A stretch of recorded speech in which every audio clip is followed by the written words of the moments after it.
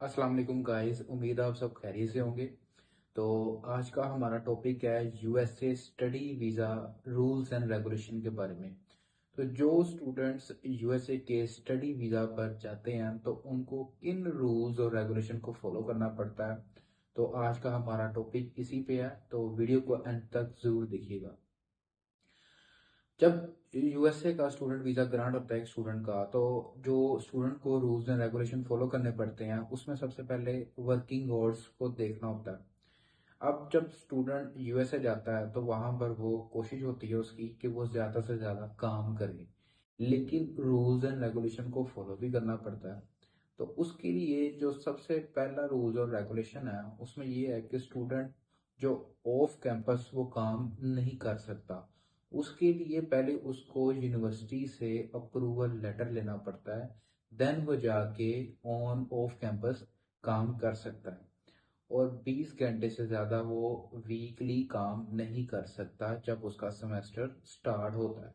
During semester only 20 hours आपको work limitation होती है, और जब आपका सेमेस्टर ऑफ होता है, ब्रेक होती है, तो देन आप फुल टाइम वर्किंग आपको अलाउ होती है, आप उसमें काम कर सकते हैं।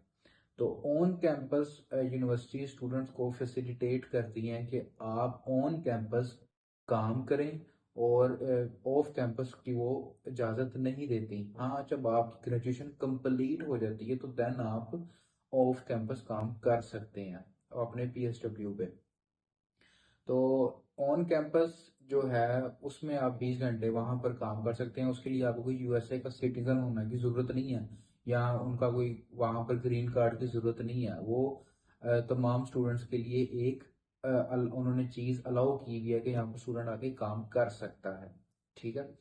अब बात करें हम अगर यूएसए के सेकंड रूल के बारे में, तो जब यूएसए में स्टूडेंट्स का वीजा ग्रांट होता है तो सबसे पहली बात आती है वहां पर यूनिवर्सिटी की ऑन कैंपस अकोमोडेशन के बारे में। जो ऑन कैंपस अकोमोडेशन है वो किन स्टूडेंट्स के लिए कंपलसरी और किन के लिए नहीं है। अब देखा जाए तो जो अंडर 18 स्टूडेंट्स होते हैं, उनके लिए तो ऑन कैंपस अकोमोडेशन कंपलसरी होती है, और वो 2 साल तक उनको on on campus accommodation purchase करनी पड़ती है। वो चाहे अब जितनी भी कॉस्ट आए, वो हर यूनिवर्सिटी की डिफरेंट होती है।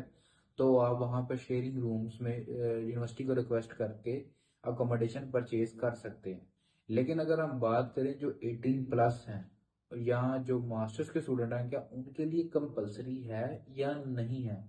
तो जी, आजकल कुछ ऐसी यूनिवर्सिटीज हैं जिन्होंने ऑन कैंपस अकोमोडेशन खत्म कर दी है, लेकिन उसमें ज्यादातर जो तादाद आती है वो मास्टर स्टूडेंट्स के लिए। अब मास्टर के जो स्टूडेंट हैं वो उनके लिए ऑन कैंपस अकोमोडेशन कंपलसरी नहीं है, लेकिन ये भी लिमिटेड यूनिवर्सिटीज ने ऑप्शन रखी हुई है, ये हर यूनिवर्सिटी ऑप्शन नहीं दे रही है आपको।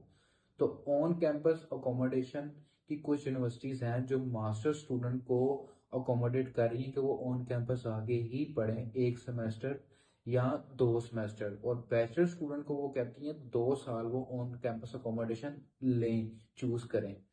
तो सबसे पहले स्टूडेंट्स को ये चीज अपने माइंड में रखनी चाहिए कि जिस यूनिवर्सिटी में वो अप्लाई कर रहे हैं उसकी ऑन कैंपस अकोमोडेशन है या नहीं है।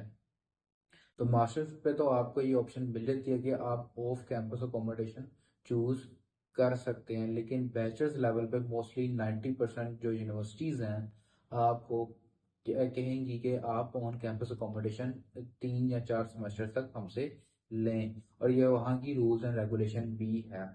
तो आपको भी पता है जब से ट्रम्प साहब आए हैं उन्होंने बहुत ज़्यादा स्ट्रिक्टनेस की हुई है।